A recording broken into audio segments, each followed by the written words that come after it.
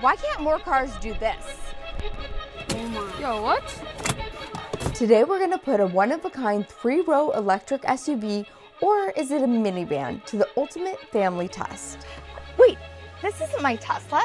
This is the Gravity. The Lucid Gravity has more room, more range, down to the final 8 miles. Now, if this doesn't work, then we'll get range anxiety on one of the highest range EVs. and more luxury than just about any EV on the market. This is the most efficient family electric SUV that you can get in the US right now. So I brought my entire family out here. We have Liam, who's 11, we have Lakin, who's 5, and Landon, who is 13, plus of course PJ behind the camera.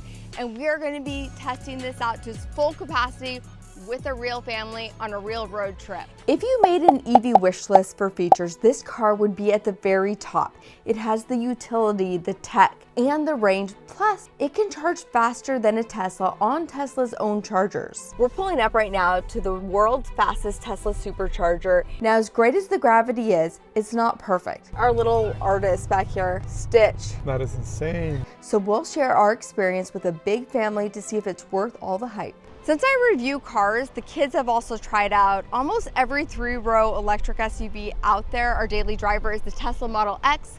They've been in the Kia EV9, we've been in the Vistiq, we've been in the Escalade, we've been in the Rivian R1S.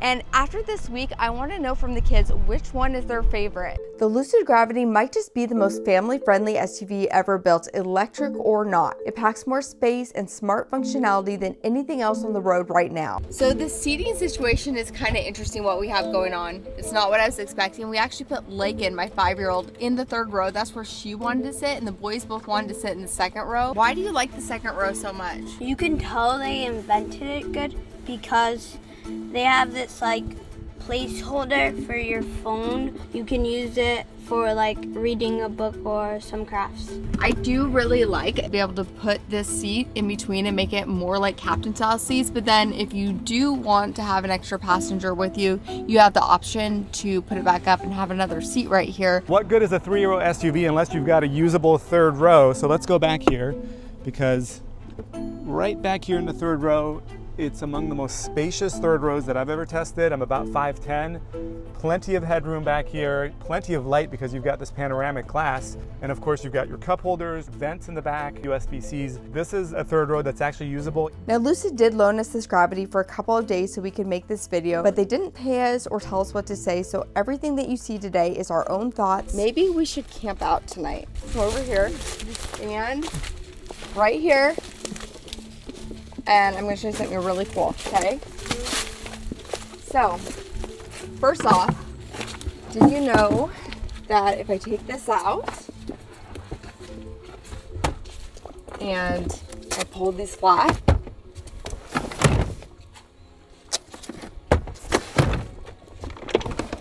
I can hide them back here, which is not something new. Minivans have been able to do this forever, but we finally have an electric minivan. All right, now come stand over here. Come stand over here on this side. Oh. What? And then look at this. Put a bed down. And we can camp out right here. I could sleep in here. You could sleep in here. Put a mattress down. What do you think? Yeah. And then almost look our at this. This is like the best view ever. We have all the trees. So you can put all your stuff in the front trunk. You have a place to sit. You don't have to pack chairs if you want to go camping. You have that area. And in terms of just hauling stuff, like for those of us who like to buy furniture or buy things on Marketplace, this gives you an option when you don't have a truck to be able to store, bring so much stuff with you. It's something, again, that minivans have had for so long, but there hasn't been an electric vehicle that's been able to do this, really, ever before with this much cargo area. There are so many options now when it comes to buying a car, especially if you want to go electric. You no longer have to decide with one brand. And for most people, having a strong credit is basically a prereq before they get that new car. Good credit can literally open up doors to the places you live, the car you drive, so much more. And that's why I love that Kickoff is partnering with us today. Kickoff is the #1 credit building app on the App Store. It's been praised by Credit Karma and NerdWallet as a smart way way to build credit fast without any scammy schemes. And it's one of the smartest ways to improve key credit factors. So here's how it works. You sign up in minutes, there's no credit check, no interest, no hidden fees, and they have affordable plans starting at just $5 a month. The plans are specifically designed to improve key credit factors, including positive payment history and lower utilization. For example, you can easily turn on autopay, send on-time payments to Kickoff, and they automatically get reported to all 3 credit bureaus to improve key credit factors. Kickoff users with credit under 600 that made on-time payments actually increased their credit by an average of 25 points in their first month and 84 points after the first year. Kickoff is giving my audience 80% off the first month. That's as low as $1 for your first month. I'll link everything you need to know down in the description below. And remember, when you use my links, you're also helping to support this channel. All right, let's get back to the video. So we drove this car over 200 miles yesterday and got a really good feel for a lot of its characteristics. And some of the things that stood out to me were just how extremely quiet it was at just about any speed. Again, the top tier of cabin comfort and quietness that I've experienced of any EV we've tested. And that goes hand in hand with the handling that we feel here on these roads, and just the touches and the premium nature of what you see and what you feel are all in a category of their own. To me, it's hands down the best EV at any price point when it comes to those 3 metrics. Yeah, we're going up Highway 9 here in the Santa Cruz Mountains, extremely windy, about to get even more. And what's impressive about this car, out of all of the cars we've tested, I will say that the suspension, the handling, just the driving characteristics are unmatched. You put any other EV we've tested at any category, including the EQS SUVs from Mercedes, none of them get to this level of comfort. There is almost no body roll. When you go over any sort of uneven terrain, you hardly feel it. The air suspension is as impressive as I've seen it. Plus, the Gravity advertises a class-leading 450 miles of range. In order to get the 450 miles, you need to configure it with 5 seats and the smallest wheels, which are 21 inches, and they're staggered. They're gonna be a little bit bigger in the back, 22-inch wheels. That one gives you 407 miles. But what we have on here are the largest wheels. They're absolutely stunning, but they drop your range to 386 miles. So it's a trade-off. Would you rather have beauty with a little pain? Let me know in the comments. And speaking of beauty, that's where it gets interesting with the Gravity, because for those who haven't seen it in person, they say it looks like a minivan. And at certain angles, you can definitely see it, but we drove this EV for over 700 miles, and at every supercharger, Tesla owners would come up to us and comment on how beautiful the car was. And of course, this is the first production non-Tesla with a native NACS port, and charging is where the Gravity truly shines. We're pulling up right now to the world's fastest Tesla supercharger. It can get a peak charging rate of up to 500 kilowatts. There's not even a Tesla that can get that kind of speed. This can get around 400 kilowatts. So we're gonna see what kind of peak charging rate we can get, how many miles we can get in 10 minutes. So right now we have 32 miles left. Ideally, we would be a little bit lower if we want to be able to see those peak speeds, but the battery's been preconditioned, we're ready to go. This charger is so new that it doesn't even come up on the maps for us. You can see that a lot of the stalls still say coming soon on them, but what's so unique about this charger is that it actually has those V4 charging cabinets at it as well as the stalls. So that's how we're able to get those speeds. So let's go ahead and charge up. We're gonna go ahead and time it. Here we go. I'm gonna plug in here. As soon as I see this turn green, I'm gonna go ahead and press start. There we go. Now it says charging stopped. So this charger is so new that it doesn't look like it's able to charge the Lucid Gravity yet. Now this charges fine with V3, V4, and I'm sure pretty soon here it will be able to charge, but it doesn't seem to work yet with the V4 cabinet. But it does say coming soon, so maybe we should have waited till this one away. I don't know, this one looked like it was ready to go. We see other Teslas charging. So there is another charger very close by that we're gonna go charge from instead. It has 250 kilowatts peak charging speed, so it's still pretty good. Kind of bummed that the connection wasn't there because I really wanted to see what kind of speeds we could get, but that's okay. So the lesson to this story is when it doesn't come up on your maps, there's probably a reason for that. This is a V3 supercharger, 250 kilowatts. And look at the charge port here, Kim, because this one almost looks like it's motorized. It's actually not motorized, which is kind of a surprising thing, I guess, for the price point of this car. But we're gonna go ahead and try it and see if we can get... Your line's not long enough! No! Of course, didn't back up long enough. This is the common problem. Now, if this doesn't work, then we'll get range anxiety on one of the highest range EVs. Flashing white for now. Come on, you can do it. There we go, flashing green. Well, this is kind of awkward. It says Tesla vehicle charging only or in the Lucid. Now, even at this V3 supercharger, the Gravity quickly reached and maintained 220 kilowatts for nearly 20 minutes. So this is where you're able to charge to 73% and have 300 miles basically. That is when you have a properly ranged EV. Every time we come to California with these kids, all they want is In-N-Out burger. I don't want to curb these nice 23-inch wheels we have on here. There's a kumquat tree right there. So many fruit trees. Go get it. Pick one, see what it is.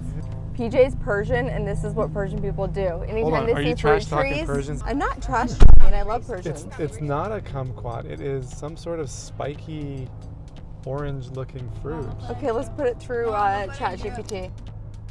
It's a strawberry tree fruit. What? It's edible.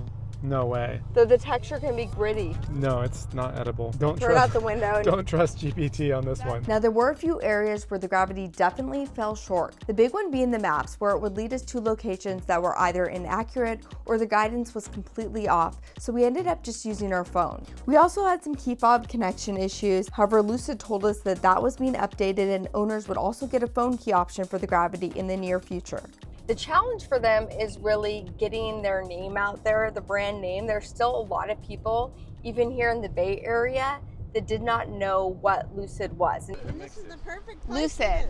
for this. Lucid makes it. So they are a separate entity. It's its own company. It's kind of like Tesla. No one knew what Tesla was when it first came out. Now there's Lucid. And for them to be able to scale and get to that point that they want to get, to be able to show us things like we saw the Lucid Cross, which is their concept vehicle. They also have a medium priced SUV that they would like to get out, and they really need to be able to sell and move these vehicles to get to that point. I mean, it's exactly where Tesla was 7, 8, 9 years ago, right? Is that S and X had to move in enough of a volume to be able to get the 3 and Y projects underway, and that gradually happened over time. And then from there, it was just a snowball effect. So that's what Lucid's hoping to do. And you know, I will say that the driving experience with both the Air and the Gravity are so exceptional, from the cabin comfort to the luxury touches to the quiet nature to the performance to the efficiency. I mean, you can go down the line on things this vehicle excels in, and there are a couple of glaring areas that right now are very much software based that we've noticed. You know, the bugs that pop up on the center screen that give you error messages, but then they disappear. The key fob that doesn't respond every single time when you get in the vehicle until you move it a little bit. Once those are resolved, this to me becomes one of the more compelling EVs on the road. And right now, again, it's performing as such, but the software aspect of it kind of takes you back a little bit until that gets refined. Yeah, I agree with that. I feel like there's so many things where if I was to make a wish list of everything that I wanted in a family SUV, this would hit so many of them. It has the NACS port, it has 3 rows, it has tons of cargo capacity, giant front trunk, and then in terms of software, it's going to be getting a lot of the things that we want. It will get a Wi-Fi hotspot, it will get YouTube, it will get all that built right into it. Those tray tables are such an added plus for the kids. I really enjoy having them. And I will say that the Dream Drive as well does perform pretty well. To me, when I've tested all of these other vehicles with you, you kind of look at where Tesla is in the tier, and then below that, you often find Mercedes, and then of course Super Cruise or Blue Cruise with Ford. I would put this in the second highest tier. That's how well it's performed for me in a variety of scenarios, from tunnels to different rainy environments and mountain roads. It engages on just about any road. So that's one thing I noticed with it. And then of course it performs well when it engages too. Now there is some ping ponging. It definitely feels like Tesla's self-driving maybe in 2021 or so, so a couple of years back. But besides that, I think that's where a lot of the automakers are, and this probably is a step above them when it comes to how it performed from my experience. And I think that there is so much potential for it to get better really, really fast, especially seeing the collaborations they have going on right now with Nuro and Uber, and where they're going to be going with their own Robotaxi with that platform. Now, I had to ask Lucid about their plans for the Gravity and their Robotaxi program. Obviously, we're providing the Gravity, which was set up from the beginning for autonomous capability. So it has the right architecture with redundant systems to be able to be AD capable. Nuro is bringing their Nuro driver system, and obviously Uber is deploying it on their platform. Was there a lot of retrofitting with that, or was it minor? Well, the hardware itself, there are some sensors that are different. We haven't gone into all the details for what will be the production deployment, but I can just say that I think it took about 2 months for Nuro, when they got their first Gravity, to upfit the Nuro driver and have it actually driving autonomously on their closed test track facility in Las Vegas. So that kind of speaks to the platform and the level of AD capability readiness that we have, and also the level of readiness in terms of their technology. And we plan to begin deploying next year. Moving forward then, will you be putting that into any customer-faced vehicles, or what's the next phase? Well, we haven't talked about what we're going to do with Gravity, with personal use side of it. Obviously, have our own in-house engineered ADAS system, and we've said we're going to be adding to the capabilities there, so stay tuned for more.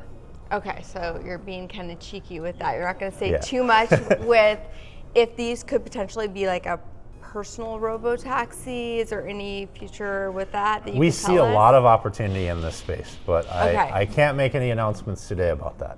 So whether you're looking at other $80,000 or $90,000 comparable EVs like the Vistic, for example, that perform really well, have some utility, but some of the interior touches do feel like a little bit lackluster. This does not have that.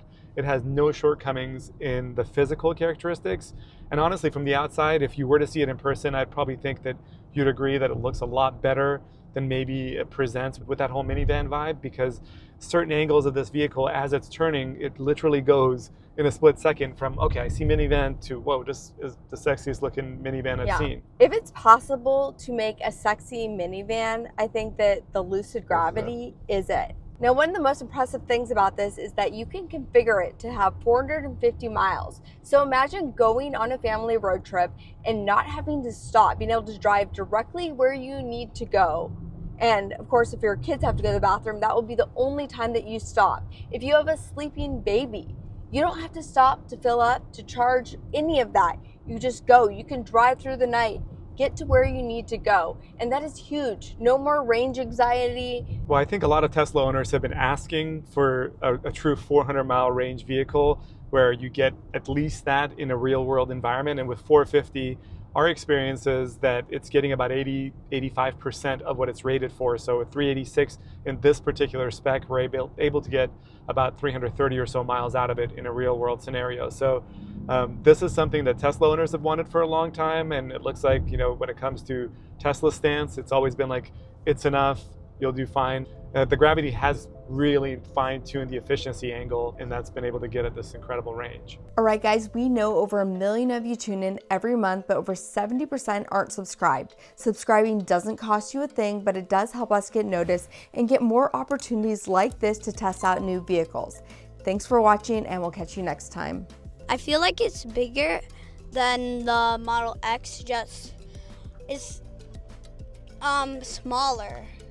I'm pretty sure. Wait, smaller? The seats, they're like super comfortable. I like the second row because it has the tray table too, and has a charger.